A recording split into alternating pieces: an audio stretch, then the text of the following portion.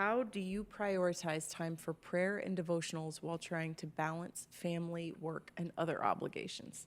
Can I say something on the outside or on the outset of this one? Sure. I think sometimes what's implied in this question is that there has to be a specific time set aside for prayer and for reading some sort of a study piece on the Bible and whatever. And I think that's actually the wrong question. Obviously, I'm fully in support of setting aside time in your day and that kind of thing. But I think a lot of times that becomes overwhelming. It becomes that habit that's hard for people to keep. And then they beat themselves up and they feel terrible because they didn't, do their devotions this morning and whatever. First of all, there's nowhere that I know of in the Bible that it says to sit down and do devotions, right? Like, that's not a thing. But second of all, I think these are things that instead of trying to set time apart from those things, integrate it in, weave it in, let it be a thread that runs throughout your day, that you spend time, when you're driving or whatever, that you're praying, that you pray with your kids, that you pray with your spouse, that you pray with other people that need it. Little moments of prayer throughout your day. It shouldn't be just like, this is my little half-hour time slot that I talk to God and then I don't talk to him anymore, throughout the day. It's like, just let it be woven in and be part of your day. When it comes to time that you read the Bible, we referenced this in a previous episode, like, working Bible reading or listening to some sort of a study piece or whatever, you can do that in the car.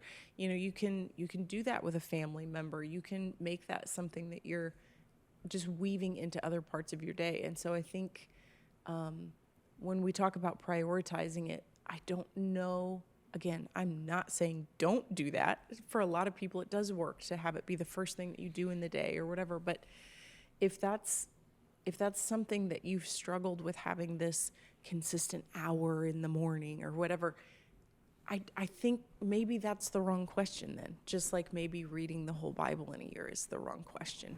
It's not that reading the whole Bible in a year is wrong or that having a specific prayer and devotional time is wrong.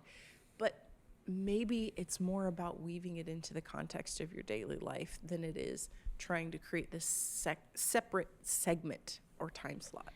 Does that make sense? No, yeah, it makes a ton of sense. I think it seems like, again, I just listened to the question. It almost feels like in the spirit of the question, somebody feels like they're not doing enough. That's exactly right. Yeah, it feels like, hey, I should be praying more. I should be doing more devotionals or whatever.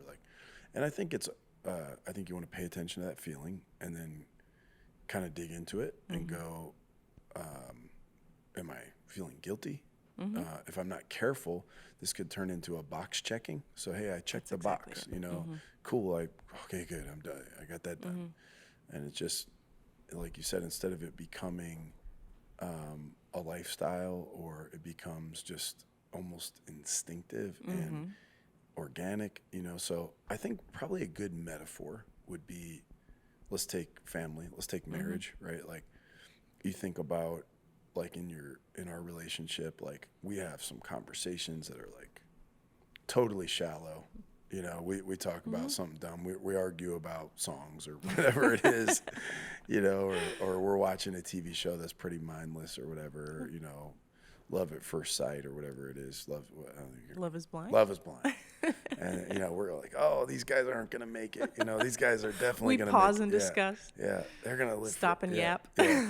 So, like, you've got kind of some of the shallow stuff. And then we've had some, like, digging, like, soul-searching, like, super personal. Like, oh, my gosh, I've never even been willing to say this out loud myself. Like, I'm going to say it to you, and boom, boom, boom, right? So, like, but it's this running conversation. Sometimes it's a text message. Sometimes it's an emoji.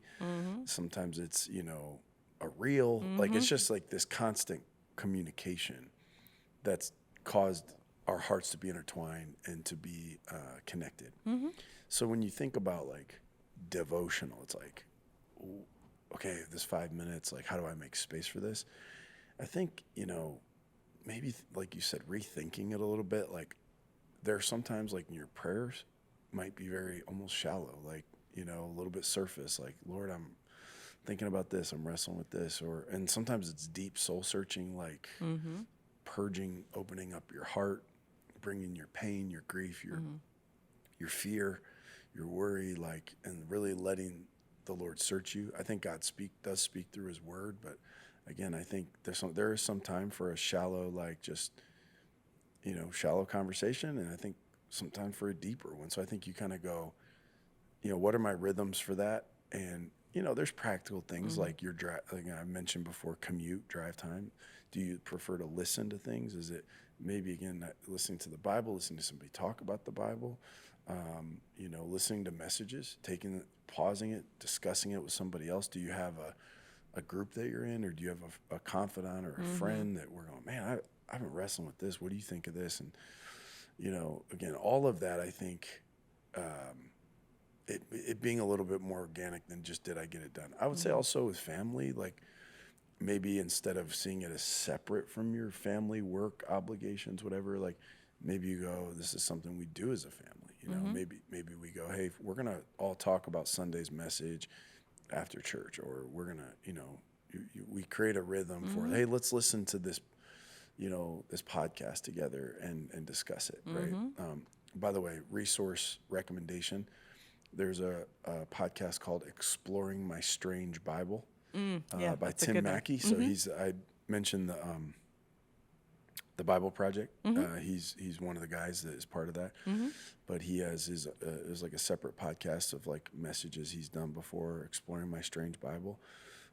He's brilliant in biblical languages. He's probably one of the most highly educated in the Bible, in the world. Space. The guy's savage. So, like, listen to that. Have your family members, your daughter, your son, your husband, your wife, whatever, listen to it and then go, hey, what'd you think about this? I think all of that, then again, it becomes more really of a relationship versus like, okay, cool, this is on my to-do list. How do I make sure I get to it? So, and again, give yourself grace in that process. And I think when you start getting excited about what you're learning, then you kind of want to talk about it, you want to share it, you want to hear what somebody else thinks about it. When you're uncomfortable in some of the ambiguity in the wrestling match and you don't see it as like just the means to get the answer, but part of the journey itself, all of that I think will sort of cause the organic devotion, prayer life to emerge. Yeah, I think you called out something really important there, which is the difference between a connectedness and it being truly relational, you know, and it being this constant thread of communication throughout your life versus it being this job that I have, this thing that I have to do, or God's going to be mad at me and I'm just checking the box and whatever. It's like, even I think I see that sometimes with family things where it's like, all right, we're all going to sit down in the living room and open the Bible and read the thing.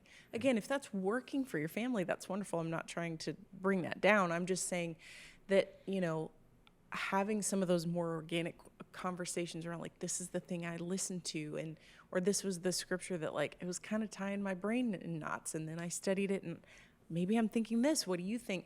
When it becomes just a part of the structure and the thread and the flow of your life versus this separate thing, it keeps the context of your relationship with God being relational versus just being this thing I'm supposed to do because it's the right thing to do, and now I feel guilty because I didn't do it. Yeah. So.